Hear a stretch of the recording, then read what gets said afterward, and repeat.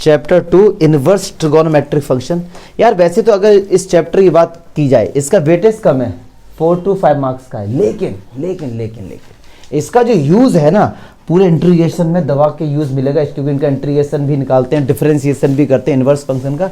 तो इसको समझने का बड़ा सिंपल मेथड है और बहुत प्यार से देसी तरीके से इसको समझेंगे, क्योंकि मैथ्स की लैंग्वेज हो सकता है आपको टफ लगे, बार बार बढ़ाएंगे डोमेन रेंज वगैरह, उसे एकदम सिंपल वे में समझेंगे। जैसे इस टॉपिक का नाम है इनवर्स ट्रिगोनोमेट्रिक फंक्शन, नाम क्या है इसका? इनवर्स। तो मैं इसको समझाऊंगा उल्टे तरीके से, मतलब क्या, यहाँ से चलेंगे हम लोग, ठीक है। जैसे इसका नाम क्या, इनवर्स ट्रिगोनोमेट्रिक फंक्शन है। आपको समझने का सबसे सिंपल तरीका, सबसे पहले तो यार आपको ये आना चाहिए फंक्शन क्या होता है। सबसे पहला काम कि यार फंक्शन होता क्या है। अब देखो, अब मैथ्स पढ़ रहे हैं, ठीक है सर, फंक्शन को भी उसी तरीके से रिलेट करेंगे मैथ में जैसे नॉर्मल फंक्शंस होते हैं ना नॉर्मल फंक्शन। क्या होता है नॉर्मल फंक्शन में? जैसे होता है किसी का मान लो मैरिज फंक्शन है, क्लियर है। तो अगर मैंने आपसे क्या कहा कि एक डेट पर, जैसे आज डेट है, मैंने कहा एक डेट पर दो दो फंक्शन सेम टाइम आपको अटेम्प्ट करने हैं, is it possible? Is it possible? बिल्कुल नहीं है। अगर दो दो आपके पास या दो दो शादी के कार्ड आगे गए, क्योंकि आजकल बहुत शादियां हो रही हैं, यही महीना होता है जब बच्चे लोगों की कुर्बानियां होती हैं, तो दो शादी के कार्ड हैं आपके पास सेम, तो सबने लिखा कि भाई 8-8 बजे दावत, 8-8 बजे दावत। तो यार एक बार में एक ही जगह तो जा पाओगे, यस और नो? याद रखना, इसको मैथ से कैसे रिलेट करूंगा। दूसरी चीज फंक्शन में क्या होती है कि टाइम के अकॉर्डिंग वो चीज चेंज होती है। आपने देखा होगा कि अगर आप फंक्शन में कहीं गए, मान लो मैं बात करता हूं मैरिज फंक्शन की, तो आप गए होंगे, तो ऐसा नहीं है कि पहले लड़की की विदाई हो रही होगी, लड़की रोएगी पहले जाते ही, फिर उसके बाद दावत होगी, फिर उसके बाद बरमाला वाला वो सब रखा जाएगा, नॉट पॉसिबल। ये चीजें सब थे एक सीक्वेंस टाइम के अकॉर्डिंग। सबसे पहले क्या होती है, दावत होती है, फिर जयमाला डाली जाती है कि हमने तुम ज़िंदगी में जो भी खुशियाँ बर्बादी जो भी लेके उसके साथ वचन दिए जाते हैं, होता नहीं होता ये? तो ये सब चीज़ें होती हैं।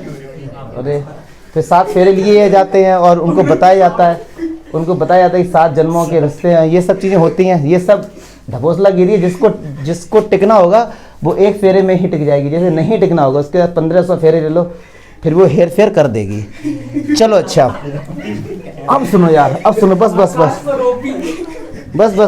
ठीक हेर फेर, हेरा फेरी, मंकी बिजनेस। मुझे पता है इस टॉपिक पे आप लोग 1 घंटे लेक्चर सुन सकते हैं। आप नहीं, हर कोई इस टॉपिक पे इतना इंटरेस्ट आएगा। चलो ठीक है, enjoy the life without by, ये ध्यान रखना बेटा, ठीक है। अब चलो अच्छा, अब सुनो, बस अब सीरियस हो जाना, हो गया एंटरटेनमेंट, बहुत सही, बढ़िया। अब सुनो यार, फंक्शन क्लास 11th में जो फंक्शन पढ़ा था उसकी 2 कंडीशन थी केवल। अगर थोड़ा बहुत मैं जल्दी से रिकॉल करा दूं, क्या थी 2 कंडीशन? मान लो इधर 1 2 3 4 है, इधर मान ली A B C D E F है। तो ये बोला गया था कि ये फंक्शन है, क्यों?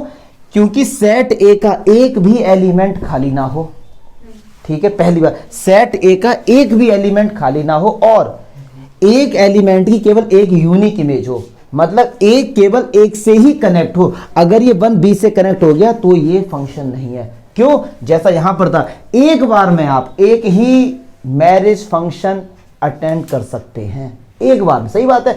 तो एक का केवल एक से ही कनेक्शन हो, इसीलिए इसको फंक्शन बोला जाता है, इसीलिए इसको। और देखिए, और फंक्शन की अगर बात करूं तो हम लोग आज मैं फंक्शन में थोड़ा सा डिटेल में आपको बता देता हूं, क्योंकि मैं पढ़ाता हूं नॉलेज के लिए। बस क्या होता है, आपने इनपुट दिया और इधर कुछ फंक्शन हुआ और आउटपुट आया, ये भी एक फंक्शन होता है। जैसे आपके पास स्मार्टफोन है और आप उसको टच कर रहे हैं, लेकिन आपने सपोज जैसे कैमरा वाला है, आपने इसको टच किया और कैमरा ओपन होकर नहीं आया, तो हम लोग बोलते क्या है, my smartphone is not working properly और is it not functioning properly, yes और नो। बोलते ना कि उसके फंक्शन वर्क नहीं कर रहे। मतलब क्या होता है फंक्शन?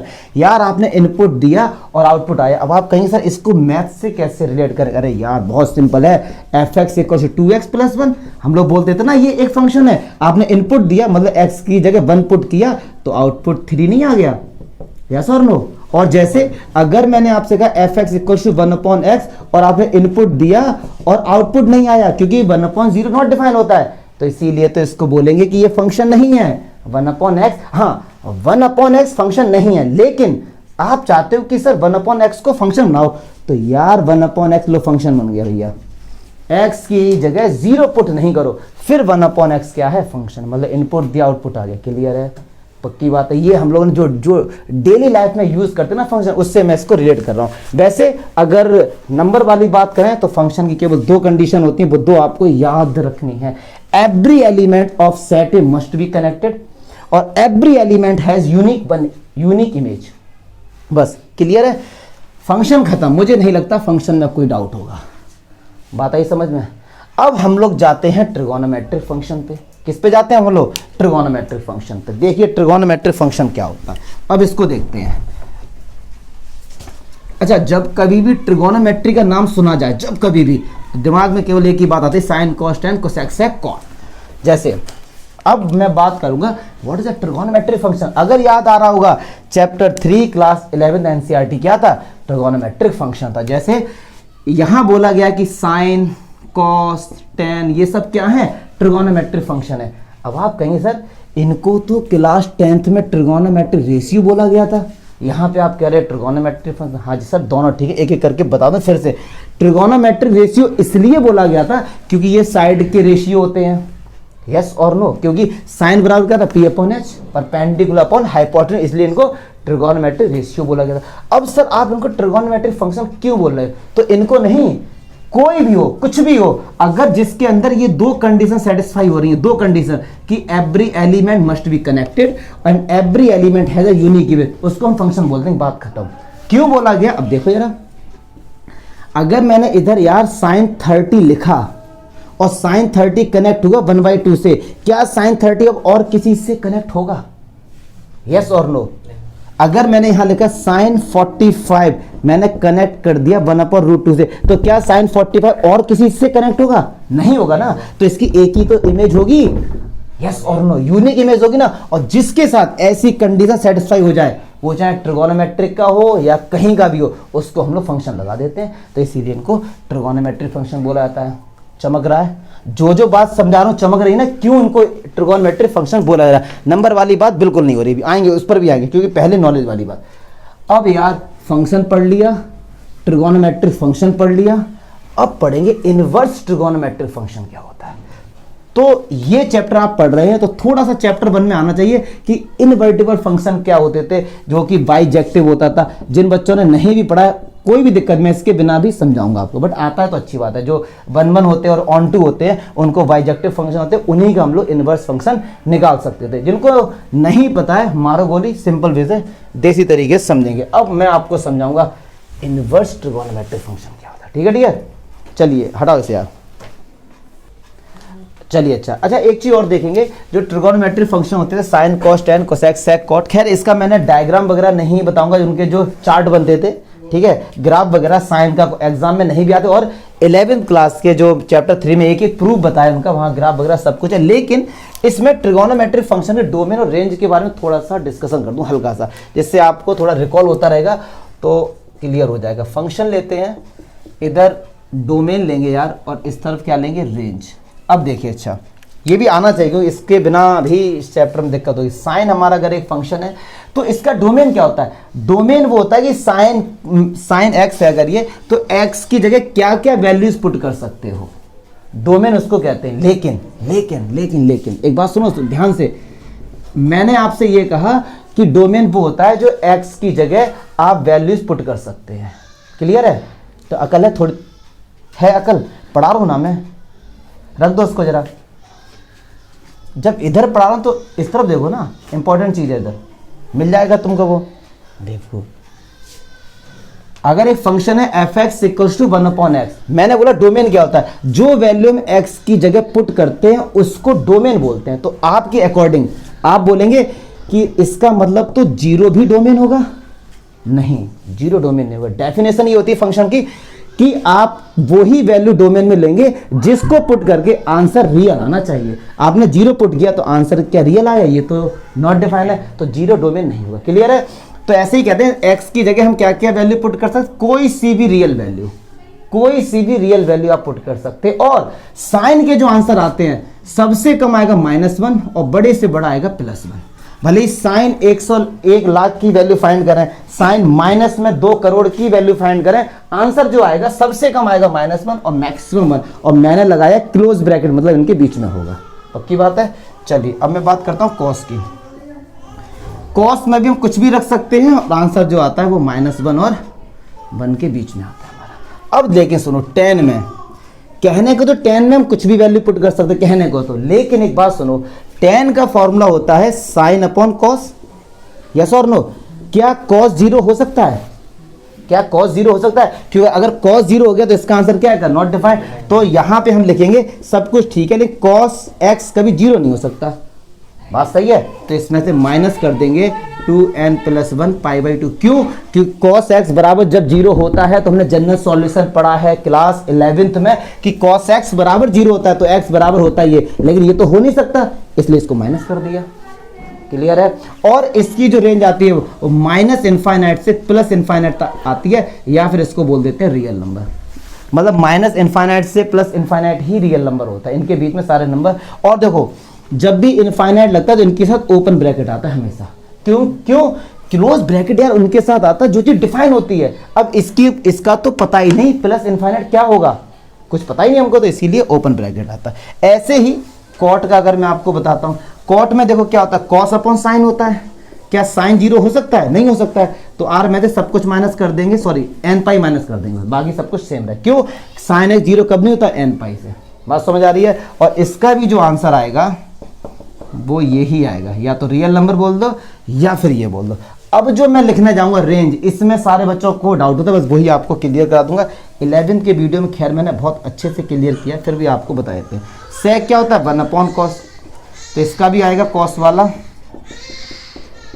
अब बहुत से बच्चे लोग पता है सोचेंगे क्या कि ऊपर तो 1 है, आपने 1 क्यों नहीं लिया? नहीं, इसकी वैल्यू -1 से +1 के बीच में होती है, लेकिन 0 तो हो नहीं सकती। तो अगर इसके बीच में आप कुछ भी वैल्यू पुट करेंगे, जैसे -1 और 1 के बीच में सपोज ये वैल्यू होगी कहीं ना कहीं, पक्की बात है, तो पॉइंट हटाया कितना 0 आ गए? 1 लाख आएगी। तो ऐसे कई सारी वैल्यू आ सकती हैं, इसीलिए रियल नंबर। क्या पता पॉइंट 0 बना तो अलग आएगा। ठीक, अब लेकिन जो मैं इसकी रेंज लिखता हूँ इस तरीके से लिखा गया है, किसी बुक में RD शर्मा में इस तरीके से लिखा गया, -∞ से -1 यूनियन 1 से +∞। बताऊंगा, यही आपको समझना, नॉलेज वाली बात करें तो, क्योंकि 11th का कंसेप्ट आना चाहिए आपको, क्योंकि इसमें यूज होगा।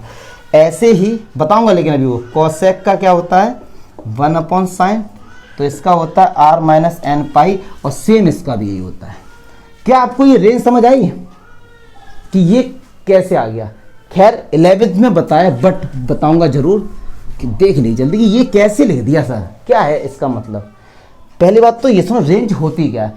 हमने यहां पर x की जगह इनफाइनाइट नंबर ऑफ वैल्यूज रखी r, कई सारे। तो जब हमने देखा कि भैया सबसे कम आंसर आएगा -1 और सबसे बड़ा आंसर आएगा +1, तो सर ये कैसे? मतलब हम ये बताएंगे कि सबसे कम आंसर कितना आएगा और सबसे अधिक, लोअर लिमिट और अपर लिमिट, वही रेंज होती है हमारी।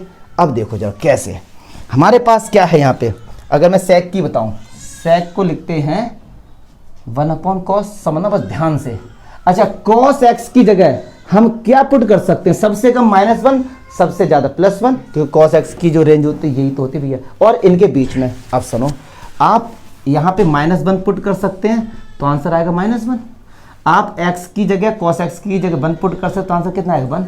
लेकिन आप एक बात सुनो, 1/cos x की वैल्यू जो होगी वो -1 से +1 होगी, तो क्या आप 0.1 पुट कर सकते हैं?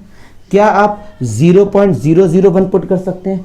क्या आप -10 कुछ भी पुट कर सकते हैं? ठीक है, जब इसको पॉइंट हटाया कितना आंसर आया? 10। इसको हटाए तो कितना है? 1000। इसको हटाए तो कितना है? -1000। बात समझ आ रही है? ऐसे कब तक चेक करोगे? तो जब हमने कई सारी वैल्यू पुट करी तो मैंने ये देखा, ये 0 है, ये -1 है और ये +1 है। जब मैंने कई सारी वैल्यू पुट की तो मैंने देखा आंसर जो आ रहा है वो +1 आ रहा है और इससे ज़्यादा आ रहा है, -1 आ रहा है और इससे इस तरह का। आप cos 1/cos x है ना, cos x की जगह ऐसी कोई भी वैल्यू पुट करके मुझे दिखा दो जिसका आंसर -1 और +1 के बीच में आएगा, कभी नहीं आएगा, इम्पॉसिबल। इसीलिए r में से -1 और 1 के बीच की वैल्यू को हम लोग हटा देते हैं। और ब्रैकेट कौन सा लिया है? ओपन। क्यों? क्लोज क्यों नहीं लिया? क्योंकि -1 और 1 तो आ सकते हैं ना, -1 और 1 तो आ सकते हैं। इनके बीच में मतलब इसके बीच में एक भी आंसर नहीं आ सकता। अगर आप यहां वैल्यू पुट करेंगे तो आप cos x की जगह कुछ भी वैल्यू पुट करो -1 और 1 के बीच में, तो सॉल्व करेंगे तो जो भी आंसर आएगा 1 से बड़ा आएगा या -1 से छोटा आएगा, इनके बीच में नहीं आएगा। क्लियर है? तो इसलिए फिर हम लोग ये लगाते, समझ आ जाए तो अच्छी बात है, नहीं है तो भी अच्छी बात है, क्योंकि अब हम लोग पढ़ने जा रहे हैं नंबर वाली बात। ये सारी बातें चल रही नॉलेज की। अब पढ़ते हैं इनवर्स ट्रिगोनोमेट्रिक फंक्शन और उसका ये चार्ट पढ़ेंगे अच्छे से। ठीक है, इसको लिखने की वैसे रिक्वायरमेंट नहीं है, क्लास 11 में सब कुछ है। अब देखेंगे यार, ये तो sin x फंक्शन है, अभी फिर इसका इन्वर्स देखेंगे। तो जल्दी से sin x पे अगर हम आते हैं तो आपको बताए माइनस साइन 150 की वैल्यू कितनी होगी, -1/2, यस और नो, निकाल लेना अगर नो कोई। और माइनस साइन 120 की होगी माइनस का √3/2, यस और नो। माइनस साइन 90 होगी -1, माइनस साइन 30 -1/2, यस और नो, पक्की बात है? ठीक है, साइन 0 0, साइन 60 √3/2, साइन 90 1, साइन 120 1/2 और साइन 150 1/, नहीं 1/√2 नहीं होगी, 1/2 होगी। क्लियर है? तो ये फंक्शन है, देखिए कैसे साइन एक्स, ये भी रियल नंबर है, डोमेन भी और रेंज भी, तो हमने एक्स की जगह कोई भी रियल नंबर पुट कर सकते हैं। हमने -150 मतलब 150 ये सब इस तरीके से मैंने पुट कर दिया। तो आप देख रहे होंगे हर कोई केवल एक से ही कनेक्ट है। देखो ना, अगर साइन 90 इस पे गया तो ये केवल इसी पर ही गया और किसी पे नहीं गया, यस और नो। तो इसीलिए साइन एक्स हमारा क्या होता था, एक फंक्शन होता था। अब मैं निकालना जा रहा हूं इसका इनवर्स। तो इनवर्स में क्या होता है, जो रेंज होता है वो डोमेन बन जाता है, जो डोमेन होता है वो रेंज बन जाता है, यस और नो।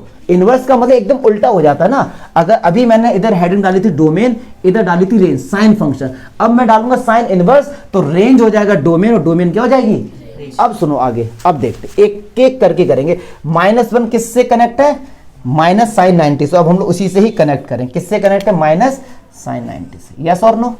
चलिए ये किसी से कनेक्ट नहीं, ठीक है। -√3/2 किससे कनेक्ट है, माइनस साइन 120 से। किससे कनेक्ट है ये, रूट माइनस किससे, माइनस का कहाँ है ये, इससे कनेक्ट है। देख देख के कनेक्ट करते रहेंगे। अच्छा, फिर साइन 90 किससे कनेक्ट है, -1 से। साइन 90 किससे कनेक्ट है, -1 से कर दिया मैंने। माइनस साइन 30 किससे है, इससे। मुझे नहीं लगता यहाँ तक कोई भी आपको डाउट होगा। 0 0 वाले से साइन 0 0 नहीं लिखा कहीं पर, ये रहा, ठीक है। 1/2 किस किस से कनेक्ट है, साइन 120 से और साइन 150 से। तो 1/2 साइन 120 से और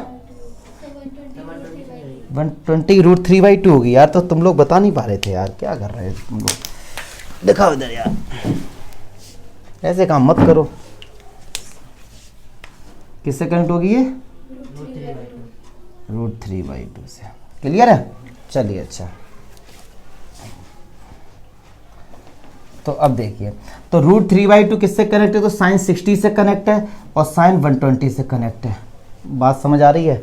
और 1 हमारा किससे कनेक्ट है, या साइन 90 से कनेक्ट है। बस इसे चलो हटाओ या लिखो मत, कोई दिक्कत। ये इन्वर्स लिख दिया इसका, या साइन 120 मैंने पता नहीं कैसे 1/2 से आप लोगों ने बताया कर दी, समझ गए ना, वो ठीक है। अब देखो क्या ये फंक्शन है, नहीं है फंक्शन। ये क्यों नहीं है, √3/2 एक से अधिक वैल्यू से भैया कनेक्ट हो रहा है। मतलब एक ही बंदा 2 शादी एक ही टाइम पे अटेंड कर रहा है, इम्पॉसिबल, यस और नो।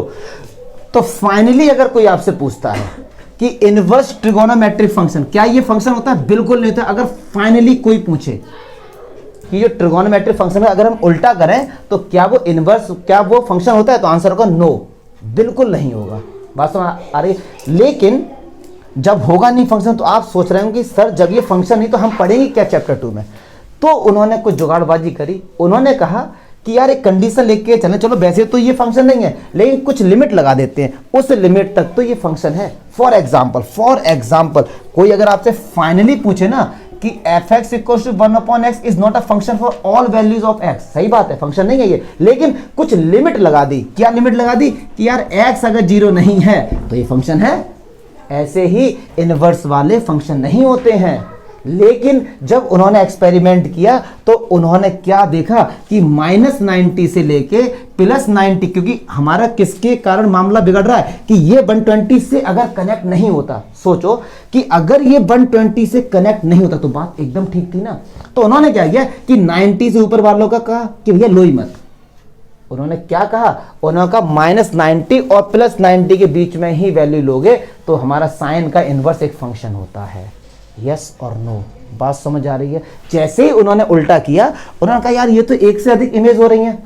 फिर उन्होंने देखा ऐसा क्यों हो रहा है। उन्होंने कई सारी रिसर्च करी और पाया कि -sin90 से +sin90 के बीच में इनवर्स भी फंक्शन है साइन का, और उससे इधर की वैल्यू लोगे तो फंक्शन नहीं है। तो इन्होंने क्या किया, एक लिमिट लगा दी, कंडीशन लगा दी कि इनसे इनके बीच में साइन इनवर्स हमारा क्या है, एक फंक्शन है। ऐसे कॉस का, टेन का, सभी का उन लोगों ने किया था और बाद में एक चार्ट बना दिया। वो अभी चार्ट मैं आपको बताने जा रहा हूं। बस अगर नंबर वाली बात है तो उसी चार्ट को आप लोग याद रखना, बस जो अब मैं लिखने जा रहा हूं। क्लियर है? अगर भाई ये सारी थ्योरी थी, क्यों हो ये इनवर्स फंक्शन क्या होता है, फलाना ढिमका, ये सब, लेकिन कंक्लूजन ये है फाइनली अगर कोई आपसे पूछता है क्या साइन इनवर्स एक फंक्शन, तो आंसर होगा नो।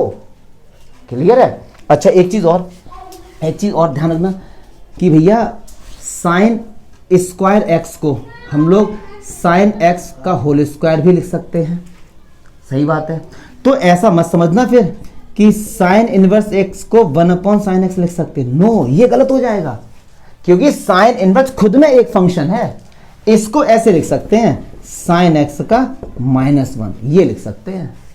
साइन इनवर्स एक्स को 1/sin x अगर आप सोच रहे हैं तो वो आप गलत सोच रहे हैं। बात समझ आ रही है?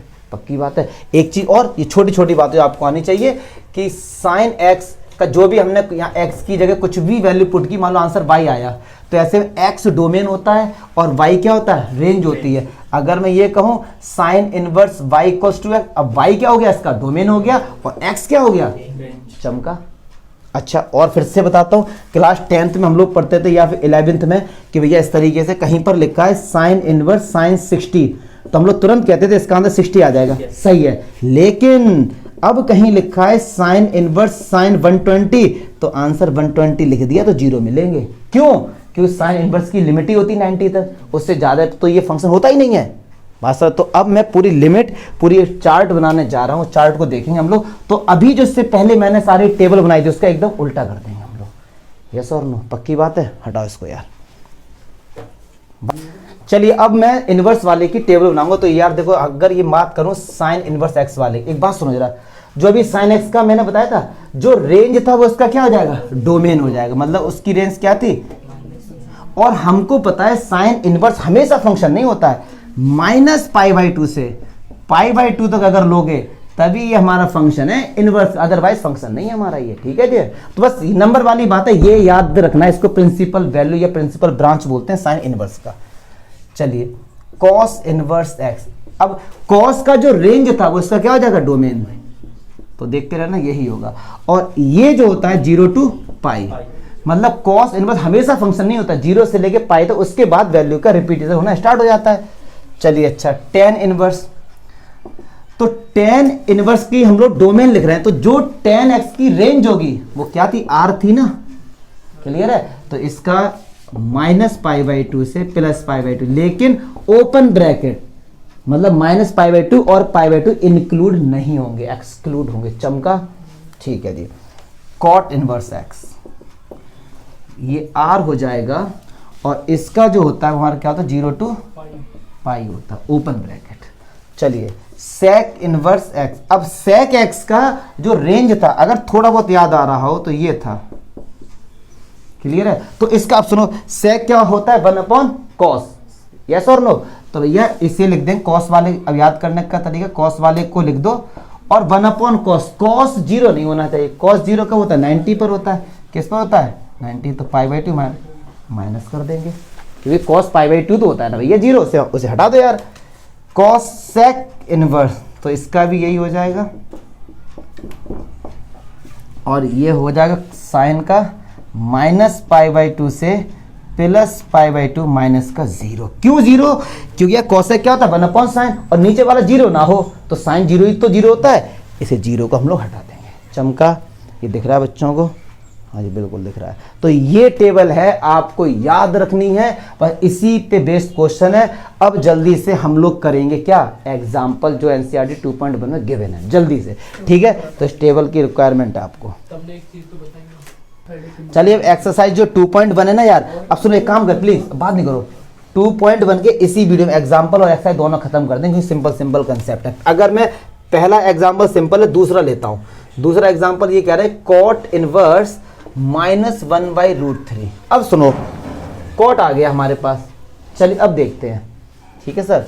तो देखो कॉट इनवर्स, अब जैसे एनसीईआरटी में दिया वैसे भी बताऊंगा, लेकिन अभी अब एकदम देसी तरीका। कॉट में 1/√3 वैल्यू किसकी होती है यार, 60 की। कॉस कॉट 60 की होती है, यस और नो, यस और नो, पक्की बात है। और हमने पढ़ा है क्लास 11th में, जो ये माइनस साइन होता है, हम बता देते हैं अगर थोड़ा बहुत याद आ रहा हो, साइन एक्स के अगर बाहर माइनस है तो वो अंदर एंट्री कर जाता है। साइन में, कोसेक में, टेन में, कॉट में, कॉस में नहीं होता है, कॉस में अंदर जाके प्लस बन जाता है, वो क्लियर है। तो ये जो माइनस साइन है, क्या मैं यहां पे कॉट होगा, क्या मैं इसको यार ऐसे लिख सकता हूं, कॉट इनवर्स कॉट -60 लिख सकता हूं। अच्छा अब देखो कॉट की साइन, ये कॉट की रेंज यही तो है 0 to पाई। क्या ये बीच में आ रहा है, क्या ये बीच में आ रहा है, क्या कहां आ रहा है भैया, ये तो नेगेटिव है। क्या ये बीच में आ रहा है, नहीं आ रहा ना, ये तो बीच में। तो अब ऐसे मत करना, कॉट से कॉट काटा सीधे -60 लिख कर आ, नहीं, वो इसकी प्रिंसिपल ब्रांच के बीच में नहीं आ रहा है। बात समझ आ रही है। अब लॉजिक लगाएंगे, बस अब हम लोग अपना लॉजिक लगाएंगे कि कैसे क्या है, ठीक है सर। पहले ये बात आपको आनी चाहिए। चलिए अब देखो, पूरे चैप्टर 3 का यूज है क्लास 11th के। अब कैसे भी जुगाड़बाजी करके इसको 0 से पाई के बीच में लेकर आएंगे, ये हमारा टारगेट हो गया है। चलिए कैसे, और कुछ फर्क भी नहीं पड़ना चाहिए। चलो यार अब देखो,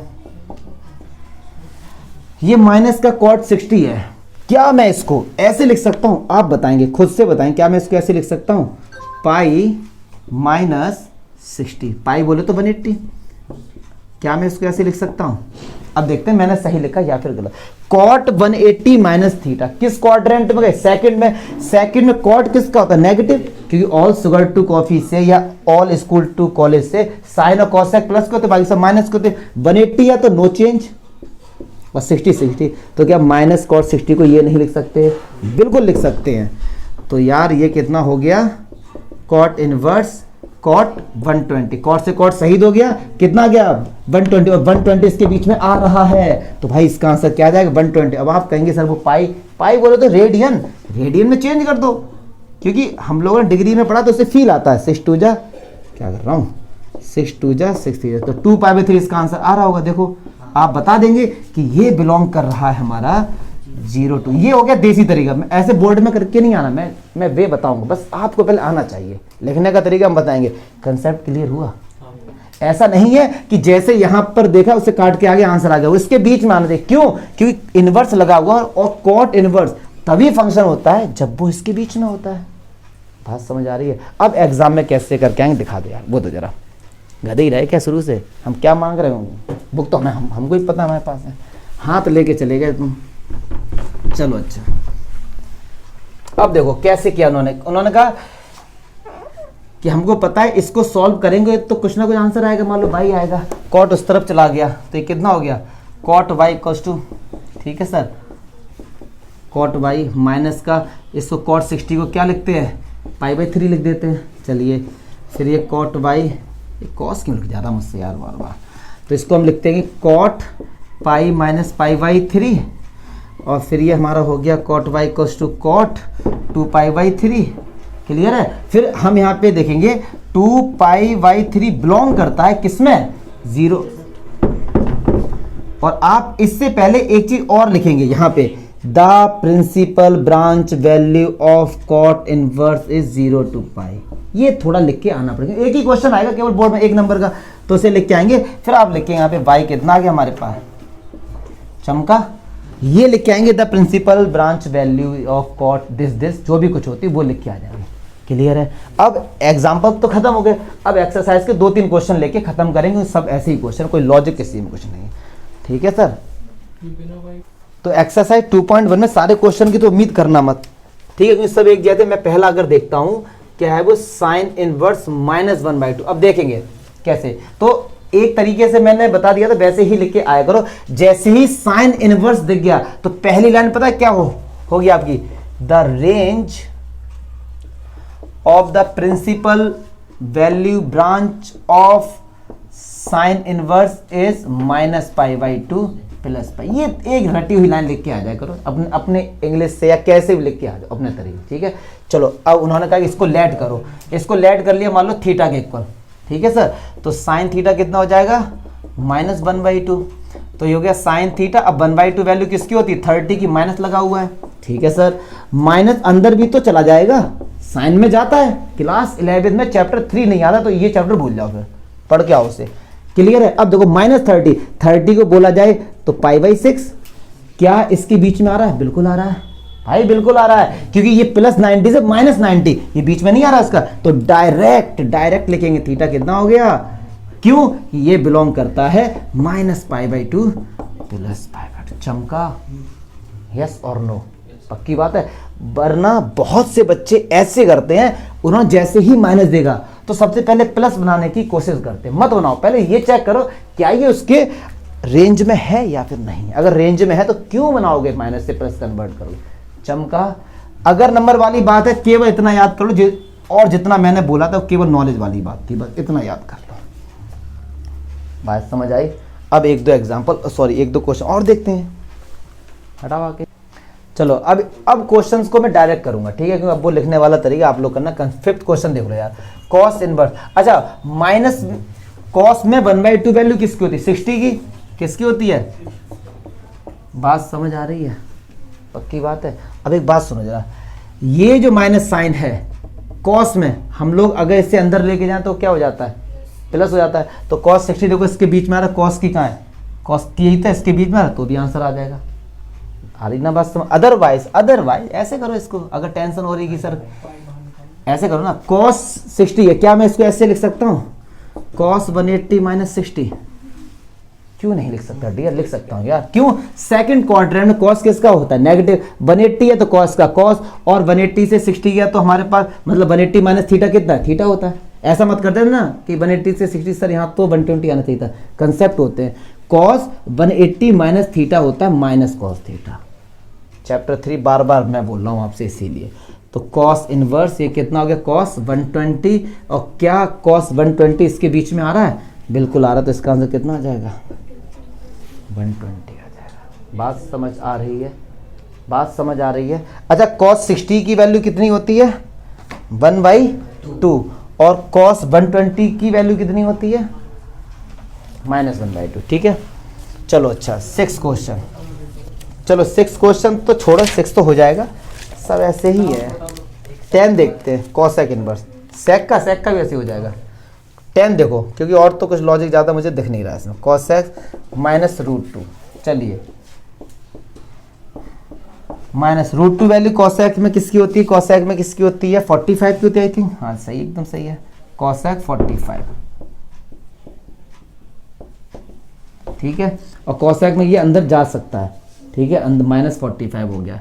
अब देखो कॉसेक की कहाँ है, -45 इसके बीच में आ रहा है, बिल्कुल आ रहा है भाई, तो -45 हो गया इसका, थीटा कितना हो गया, -45, क्लियर है। इस तरीके से हम लोग कर लेंगे।